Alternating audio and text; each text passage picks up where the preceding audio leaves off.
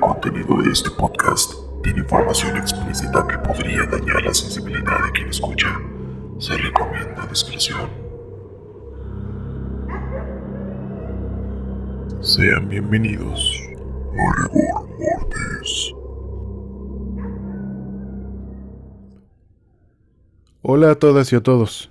Espero que la cruda que traen no sea moral y que hayan gozado de lo que sea que hicieron en Navidad. Desde beber hasta desintegrarse el hígado, hasta presenciar las peleas por los terrenos de sus abuelos. Muy feliz Navidad a todos. Estos últimos 2 días han sido de paz y de amor, pero como es costumbre en este podcast, hagamos un violento contraste a estos sentimientos tan positivos. Sean bienvenidos al episodio 12.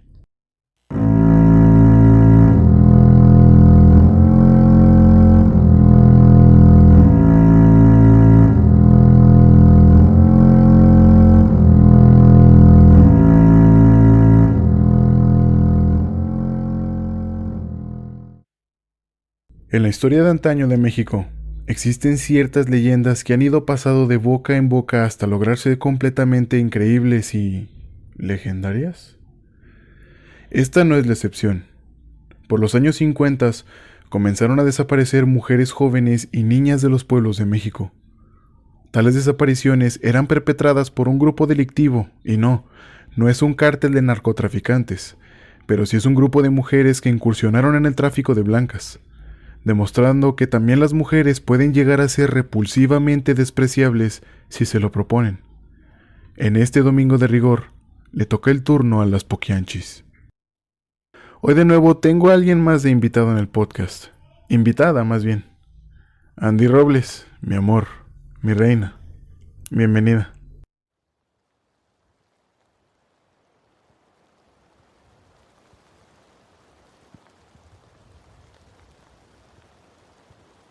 En el episodio de Dorothea Puente, les mencioné que sería ella quien abriría la puerta a la aparición de más mujeres asesinas en el podcast. Pues aquí no solo hay una, sino que son 4. Nacidas en El Salto, Jalisco, fruto de una familia disfuncional. Su madre, Bernardina, una mujer devota y extremadamente sumisa, quien les infundió la religión católica por su gran fanatismo, a rezar el rosario todas las noches. Su padre Isidro, quien era el epítome del macho mexicano, por el cual algunos machos actuales tendrían erecciones por saber que él ejercía el abuso de poder, la violencia extrema, y todo esto lo combinaba con su alcoholismo y las golpizas que le daba a su esposa y a veces a sus hijas. El matrimonio típico mexicano. No importa el tiempo, aún abundan los matrimonios así. El arquetipo de familia mexicana.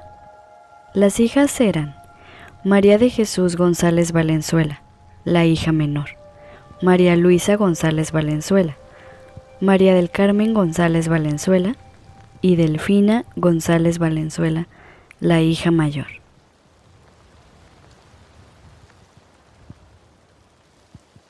Isidro González trabajaba como juez de acordada. Era el encargado de cuidar la ciudad por las noches montado a caballo.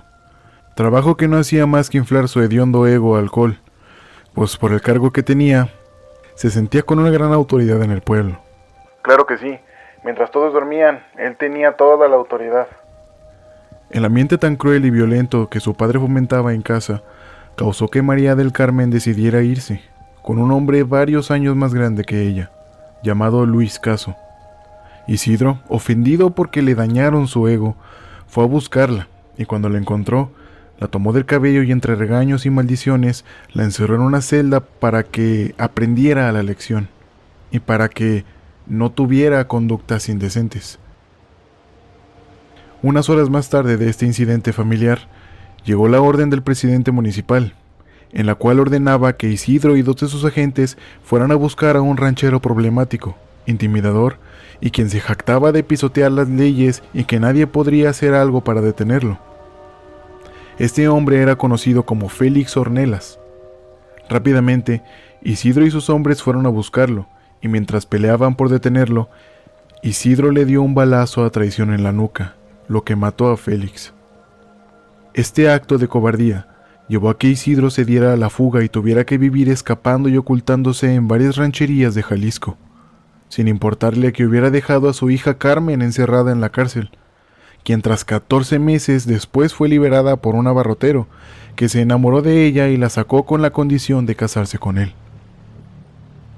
A su vez, Delfina también mantenía amoríos con hombres mucho mayores que ella, de los cuales después Isidro se enteraría, quien, montado en cólera y como si se tratase de defender a su ganado, le daría una golpiza a Delfina, dándole un golpe en la nuca que casi la mata. El macho poderoso que solo sabía golpear a traición. Cuando entraron los años 30, Delfina, Carmen y María de Jesús consiguieron un trabajo como obreras en una fábrica de hilados y tejidos. Pero cansada de matarse trabajando, Carmen se juntaría con un hombre de nombre Jesús Vargas, alias El Gato, con quien abrió una cantina bastante austera. Al principio, el negocio prosperaba y comenzaban a tener ganancias, pero el fracasado que tenía Carmen como pareja despilfarró el dinero y propició la bancarrota del negocio. Pero mujer precavida vale por dos, así que Carmen logró recuperar un poco del dinero que quedaba. Se separó de este fracasado y abrió una tienda de vinos y licores. Delfina, por su lado, al ver que de no ser por El Gato, el negocio de su hermana Carmen pudo haber funcionado, se le ocurrió una grandiosa idea. Eran los años 30. Si alguien traía siempre dinero, era el hombre. ¿Qué es lo que más compra el hombre? Exacto, alcohol. Y por los años, ¿qué otra cosa consumían mucho los hombres? Correcto, sexo. Así que con estos dos productos en mente, Delfina tomó la decisión de abrir un burdel en el pueblo. Pero no era un negocio honesto, pues necesitaría sexoservidoras y las más hermosas o en su defecto jóvenes del pueblo para que los hombres no se pudieran resistir. Obviamente, ella no podía entrar a ese oscuro mundo de la prostitución, pues tenía que administrar el negocio. Sus hermanas tampoco podían entrar, pues no podía permitirse el que sus hermanitas ensuciaran su cuerpo y su reputación siendo prostitutas, por lo cual Delfina comenzó a reclutar mujeres muy jóvenes, diciendo a sus padres que necesitaba empleadas domésticas, a lo cual los padres accedían a dejarlas ir a trabajar sin poner ningún pero. Todo esto sin saber que esta decisión sería la peor que pudieran tomar como padres. En El Salto, Jalisco, Delfina abrió su primer negocio. A primera vista era una cantina común y corriente, pero una vez dentro, el lugar tenía una casa de citas, donde los hombres que entraban podían elegir a la chica con la cual tener su relación sexual. En el pueblo, el control sobre cualquier negocio era prácticamente inexistente, así que el negocio de Delfina comenzó a prosperar. Siendo un secreto a gritos, el hecho de que fuera un prostíbulo encubierto como una cantina. Sin embargo, esta falta de control solo hacía que Delfina cuidara aún más los detalles, por lo que acudían todo tipo de hombres, desde obreros, ejidatarios, miembros de la policía, soldados y hasta autoridades municipales. Las chicas que había reclutado Delfina salían por las noches a atraer a los hombres a que pasaran al burdel. Todo pintaba bien, hasta que en 1948 hubo una trifulca que desembocó en varios hombres disparándose en las calles, lo que provocó que las autoridades clausuraran el lugar. Sin embargo, Delfina no se quedaría de brazos cruzados y se llevaría a sus chicas a otro lado, especialmente a la feria de San Juan de los Lagos, donde con el apoyo del alcalde alquiló 2 locales para montar de nuevo una cantina, pero ahora con varios cuartos para los servicios sexuales. Lo llamó el Guadalajara de Noche. A este negocio agregó a Luisa y a Carmen, a quienes dejó en los puestos de caja registradora y cocina respectivamente. Con el tiempo, Carmen se tomó la libertad de venderles objetos de uso común y ropa a las jóvenes prostitutas, a quienes anotaba en un cuaderno junto a sus adeudos por sus compras casi obligadas, pues las tenían esclavizadas. Al terminar la feria, cerró el burdel y con maletas llenas de dinero de 15 días de arduo trabajo, viajó junto con sus esclavas sexuales a San Francisco del Rincón, Guanajuato, donde se volvió a instalar el negocio. No tardaron mucho debido a que en Guanajuato no eran ilegales los burdeles.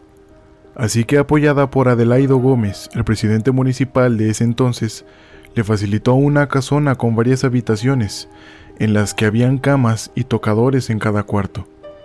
A este nuevo negocio lo volvió a llamar el Guadalajara de Noche. Mientras el negocio de Delfina daba los frutos esperados, su hermana María de Jesús estaba en León, Guanajuato, y con una mujer llamada Guadalupe Reynoso, quien la dejó deslumbrada luciendo un enorme escote y un vestido muy elegante. La mujer, ahora llamada Laura Larraga, tenía a su vez un burdel en León, en una casa que le rentaba un homosexual, que se hacía llamar el Poquianchis. Después de este revelador encuentro, María de Jesús regresó a El Salto, Jalisco, con toda la motivación e ideas para abrir su propio prostíbulo. Fue así que con la ayuda de Enedina Bedoña y María de los Ángeles, esclavas de Delfina, con quienes regresó a León, Guanajuato, para poner su propia casa de citas. Pero la casona, donde quería poner su negocio, carecía de luz y de permisos para poder laborar. Por lo que Fernando Lisiaga, secretario del presidente municipal, le ofreció muchas facilidades. Básicamente, le daría los permisos para laborar a cambio de tener sexo con ella. Misma operación que repitió con un doctor a cambio de la licencia de sanidad. Además de todos los favores sexuales que tenía que realizar para el bien de su negocio, también tuvo que dar sobornos para evitar su clausura cada que los ebrios se peleaban, se asesinaban o cuando alguien acusaba al negocio de lenocinio. El lenocinio o proxenetismo es un delito en el cual una persona vende a otra y gana dinero a cambio de sexo. También era muy frecuente que acusaban al lugar por tener a niñas dando servicios sexuales. El pago de los sobornos le aseguraba que nadie la iba a molestar por multas o clausuras.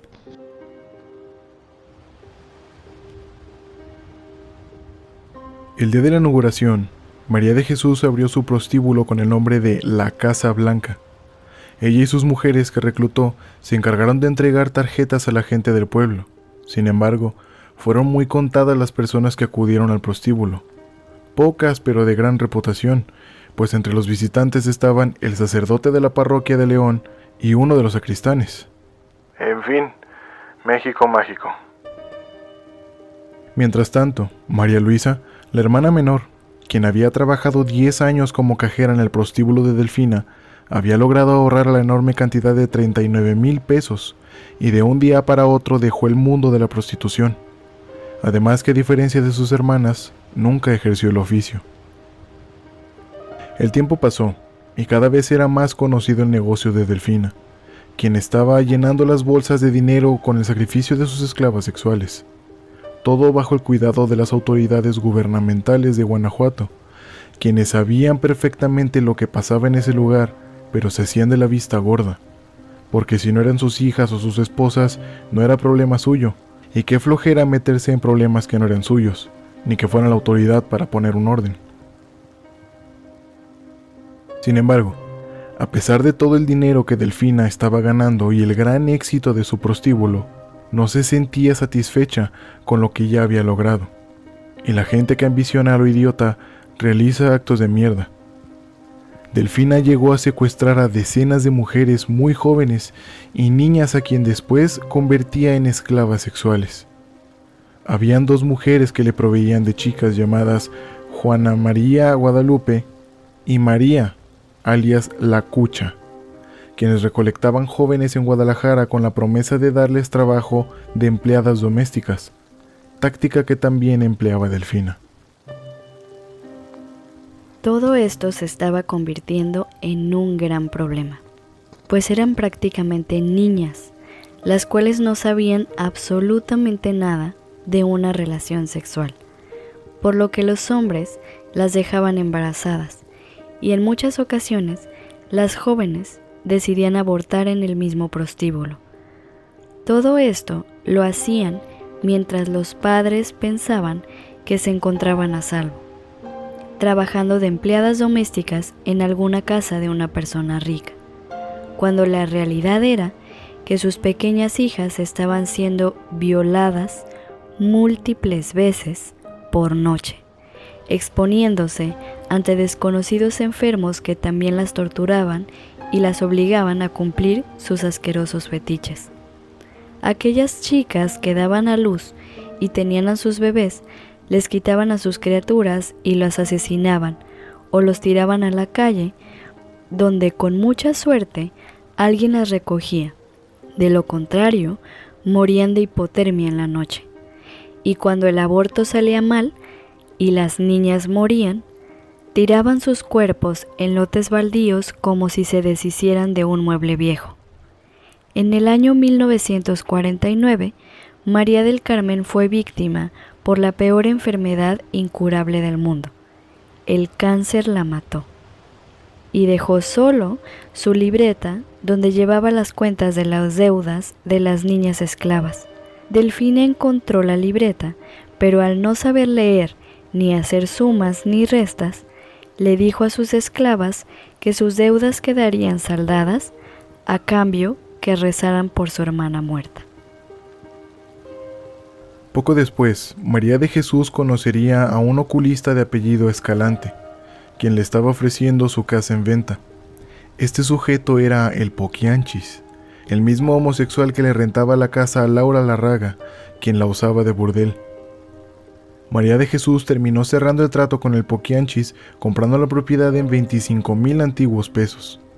Pero las escrituras de la casa quedaron a nombre de Delfina. De poco a poco, María de Jesús le fue haciendo arreglos y abrió su prostíbulo con el nombre La Barca de Oro. Pero la gente nunca ubicó este lugar con este nombre, llamándolo siempre el Poquianchis, que con el tiempo y como María de Jesús administraba el lugar, la comenzaron a llamar La Poquianchis.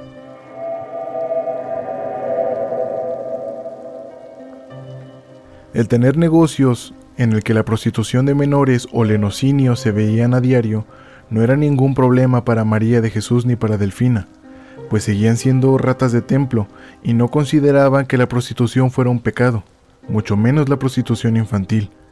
Ellas tenían ciertas normas bizarras para regular lo que estaba permitido y lo que no.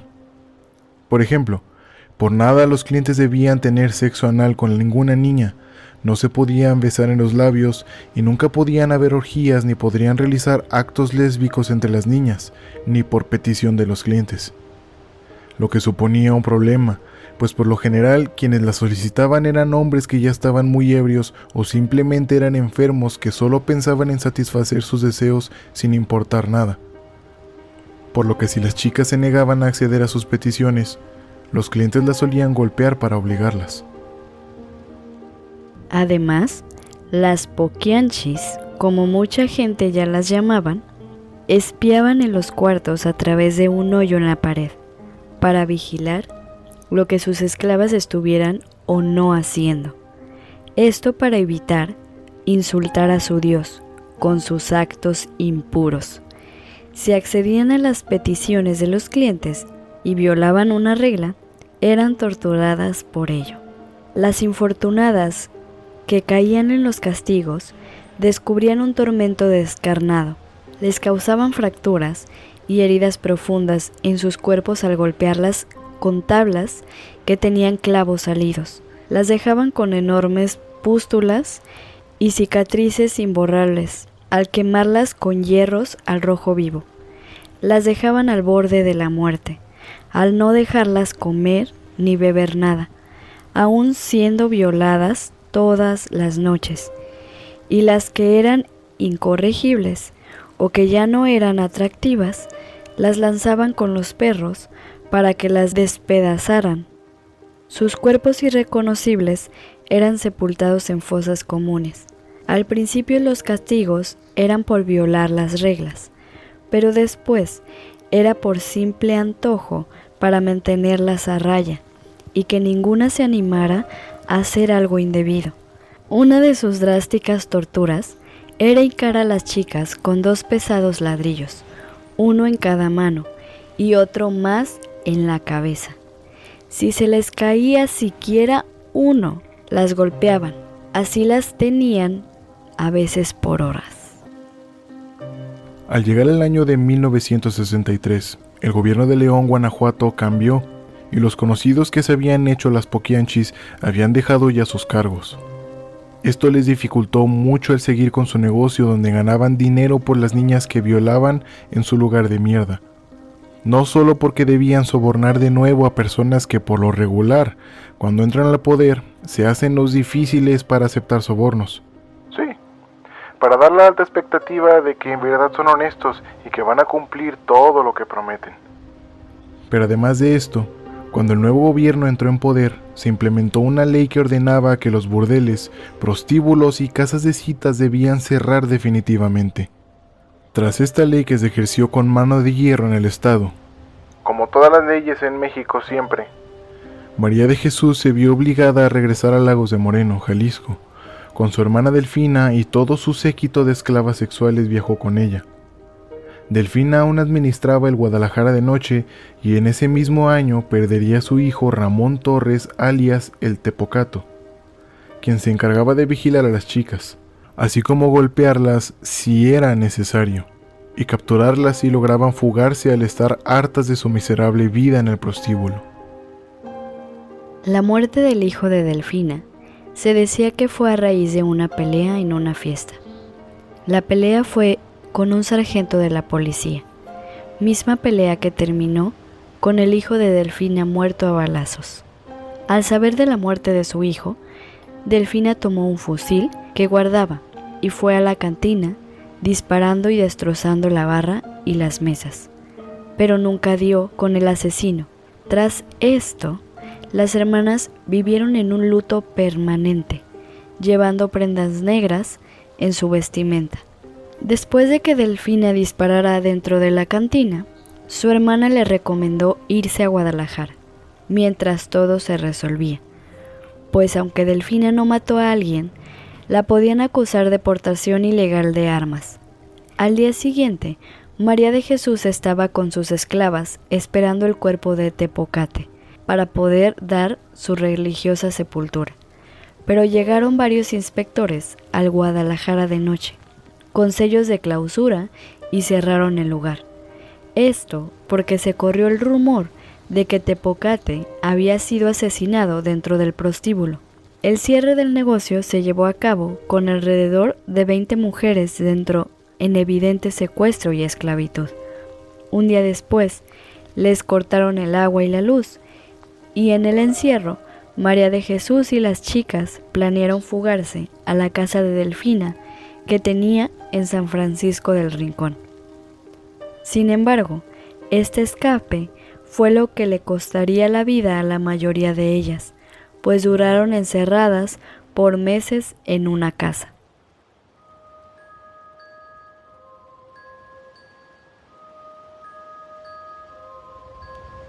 Se dice que en el encierro, una chica tenía relaciones sexuales con un perro salchicha, lo cual le provocó una infección y severas diarreas, por lo que se encontraba agonizando a causa de la deshidratación.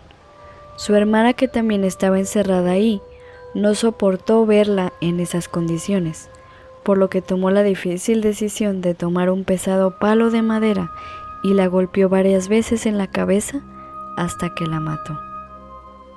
Esto se juntó con los rumores de que las poquianchis obligaban a las niñas a practicar zoofilia, pero nunca se pudo probar si el rumor era cierto.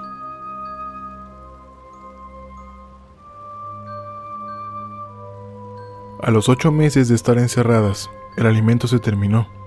Ya no comían nada en absoluto. Sus cuerpos se volvieron frágiles y comenzaron a morir de poco en poco. Las Poquianchis tenían un cliente llamado Hermenegildo Zúñiga Maldonado, al que apodaban el Capitán Águila Negra, quien al saber que las chicas no tenían que comer, les llevó un costal grande de cacahuates. Al estar varias semanas sin comida, una de las chicas comió una enorme cantidad y se le comenzó a inflamar el estómago. Al ver esto, varias chicas la subieron al segundo piso, pero desgraciadamente murió. Tal vez por no querer oler su cuerpo en descomposición o por no querer ver a su amiga muerta, decidieron lanzar el cuerpo por la ventana. A los pocos días y por órdenes de Delfina, el cuerpo de la chica llamada Flor fue enterrado en el terreno. A pesar de todo lo que pasaba, las Poquianchis jamás asesinaron a nadie. Para esto se encargaban sus empleados. Uno de ellos era el Capitán Águila Negra, que a su vez era amante de Delfina. Esta mierda de persona llevaba a las chicas al rancho San Ángel, donde las dejaba morir de hambre, para después enterrarlas y pasados 3 o 4 meses, exhumaba los restos para quemarlos con gasolina para no dejar rastros. Estos asesinatos los hacían para que no pudieran huir y así afectar al negocio. Usualmente mataban a las chicas que se animaban a rebelarse contra ellas. Sin embargo, las autoridades comenzaron a investigar a las Poquianchis. Descubrieron que había cuerpos en los alrededores de la casa de Delfina, además del secreto a gritos de las Poquianchis, la trata de blancas y la esclavitud que tenían, por lo cual las autoridades ya las estaban buscando. Se les antojó hacer su trabajo demasiado tarde.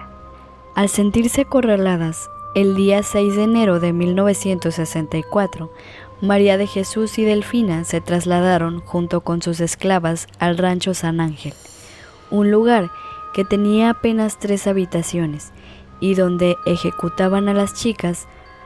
Ahí las ocultaron en 2 habitaciones con amenazas de matarlas si trataban de escapar o hacían algún ruido que delatara su existencia. Pero por más que encierres a alguien, su instinto de supervivencia hará que trate de escapar para ser libre.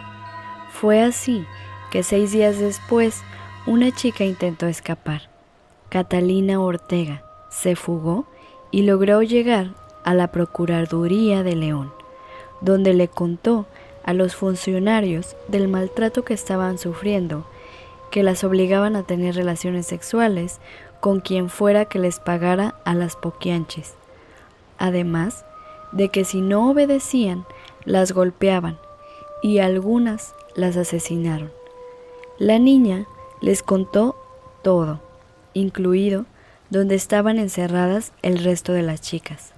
Fue así que los elementos de Procuraduría de León, acompañados del comandante Miguel Ángel Mota, quien fingió sorpresa y tener sentido común y moral, pues era un cliente muy frecuente a los puteros de las Poquianchis, llegaron al rancho San Miguel y liberaron a las chicas que estaban capturadas, así como también capturar a María de Jesús y Delfina. Se escucha como si la respuesta de las autoridades fuera demasiado rápida y eficaz para ser cierta, ¿verdad? Pues si no lo notaron, aquí va la versión real. Catalina sí logró escapar por una rendija. Era la única que logró caber por ahí. Llegó a la Procuraduría, pero al dar su declaración de los hechos al comandante, este se echó a reír a carcajadas y le dijo que no podía ayudarla, que hiciera el favor de retirarse del lugar. Catalina insistió varias veces, pero solo logró que esta mierda apodada Comandante Teporingo se burlara en su cara. Al ver que sus súplicas no tenían efecto alguno, decidió salir de la comisaría gritando por la impotencia que sentía. Pero justo afuera de la comisaría se encontraba un reportero al que le interesó hablar con Catalina, quien lo guió al lugar y al ver todo lo que allí ocurría, acudió de nuevo a la Procuraduría, ahora acompañada de un adulto que fue testigo, y sí le creyeron. Dejaron de mofarse en su cara y decidieron mover el culo para hacer su trabajo, cuando lo pudieron hacer desde el principio. Fueron al rancho para poner orden de algo que ya se sabía, pero que no querían ver. Las Poquianchis fueron trasladadas a la Procuraduría del Estado, donde fueron interrogadas por los cargos de lenocinio, secuestro, esclavitud y asesinato. Obviamente negaron todos los cargos. Los agentes realizaron una inspección en el rancho San Ángel, encontrando los cuerpos de por lo menos 90 mujeres enterradas en fosas comunes, así como restos de fetos y de huesos humanos calcinados. Ambas hermanas, antes de ser trasladadas a la cárcel de Guanajuato, fueron agredidas por una multitud que además las quería linchar. María Luisa, la hermana que se había salido del negocio, al saber lo que estaba ocurriendo con sus hermanas, decidió viajar a Guanajuato para darles apoyo moral.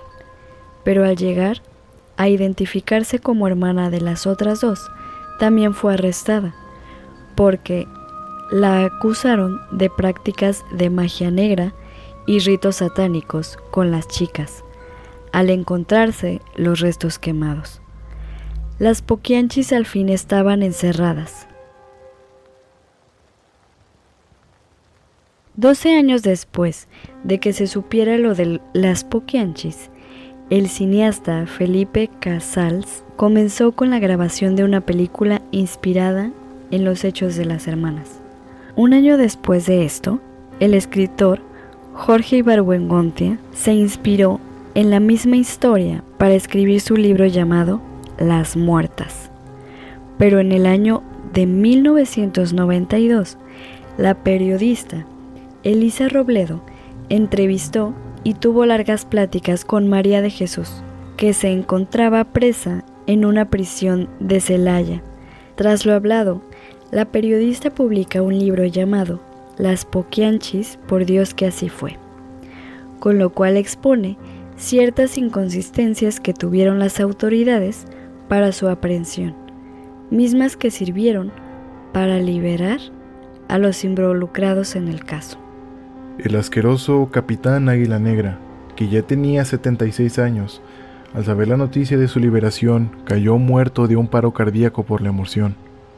Además, la muerte también visitó a dos de las Poquianchis. El 17 de octubre de 1978, Delfina, quien en libertad era la más agresiva de todas, pero en la cárcel se convirtió en rata de iglesia, encontraría su final por un albañil, quien se encontraba arreglando unas goteras en su celda.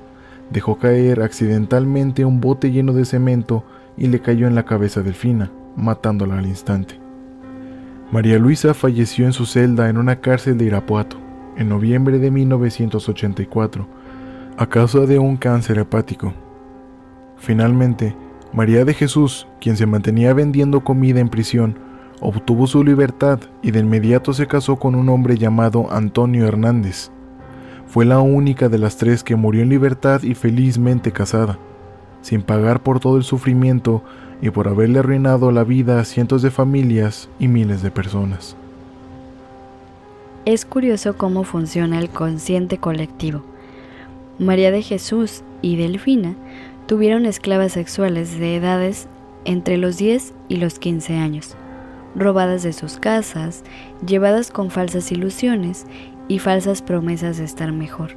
Se abrieron varios prostíbulos donde no solo acudían obreros, sino que los funcionarios de gobierno y de seguridad pública también fueron a violar niñas y adolescentes. Hasta sacerdotes acudieron a darse el lujo de pecar. Ante los ojos vigilantes de las Poquianchis, que pese a todo lo que ocurría y todo lo que hacían, se mantuvieron devotas a Dios, que ellas creían que las iba a perdonar, yendo a misa de día y vigilando las violaciones de noche, donde los bebés que nacían, si eran niñas, las criaban ahí mismo para que, cuando tuvieran edad suficiente, prostituirlas igual que a sus madres y a sus amigas, conociendo solo un mundo de violencia y violaciones. Todo esto ocurriendo frente a gente que obvio ya sabían lo que estaba pasando, pero todos se hicieron de vista gorda, Tanto autoridades como ciudadanos sabían perfectamente lo que sucedía con los burdeles de las Poquianchis. Es por eso que cuando las capturan, los ciudadanos sorpresivamente sí las quieren linchar, tratando de llevar la justicia por mano propia, a causa de que una de las víctimas tuvo el valor, el coraje y la fuerza para librarse a sí misma y a las demás de su cautiverio. Hasta entonces, la gente sí quiso asesinar a las Poquianchis. ¡Qué hipócritas! De seguro, más de una de esas personas, enardecidas, era cliente frecuente de esos asquerosos lugares, porque se probó que un comandante era cliente asiduo de ahí. Entonces es cómplice tanto las mujeres que llevaron todo a cabo como la gente que fue a violar niñas, a golpearlas y embarazarlas. Y ellos no pagaron nada. Se iban a sus casas con las imágenes de las pequeñas niñas en su mente, sus caras llenas de asco, la sensación de hacer algo que no es correcto, y al final llegaban a su casa con su familia para ver a sus hijos y a sus hijas. ¿Y cómo chingados le hacían para separarlos? Para no querer hacer justicia. Solo porque si a mi hija no le pasara no es un problema. A mi hija sí la trato como un ser humano, pero a una niña desconocida la violo y la trato como esclava. ¿Cómo chingados pudieron dormir todas esas mierdas?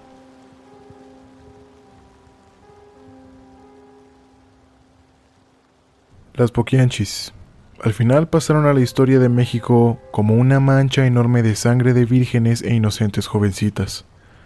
Fueron sometidas a lo peor que una persona puede hacerle a otra: de la indiferencia, corrupción, injusticia y falta de sentido común para que las autoridades movieran el culo e hicieran su trabajo. A décadas de que esto sucedió, el caso fue perdiendo importancia, al grado que fue casi olvidado por la gente, al grado que se nos olvida que no solo los hombres abusan de las mujeres pueden ser incluso más crueles con ellas mismas, al grado que la historia se repite, viviendo en un mundo donde en tu propia ciudad hay trata de blancas y en algún bar de mala muerte hay niñas y adolescentes que están sufriendo lo mismo, y el ciclo se repite. Sin duda es algo que nos hace perder un poco la fe en nuestra humanidad. Si el episodio les gustó, por favor compártanlo con sus conocidos. Esto me ayuda mucho a crecer nuestra comunidad. Muchísimas gracias. Recuerden seguir al podcast en todas las redes. En Instagram aparece como @rigor.podcast, en Facebook como Rigor Mortis Podcast, y en Amazon Music, Spotify, YouTube y Apple Podcasts lo pueden encontrar como Rigor Mortis. A mí, si quieren seguirme, estoy en Instagram como @lalo_miranda. Quiero agradecer enormemente a mi reina, Andrea Robles, por haber participado en este episodio conmigo. Muchísimas gracias, mi amor. Esto fue Rigor Mortis. Y ustedes son asombrosos. Hasta la semana que viene.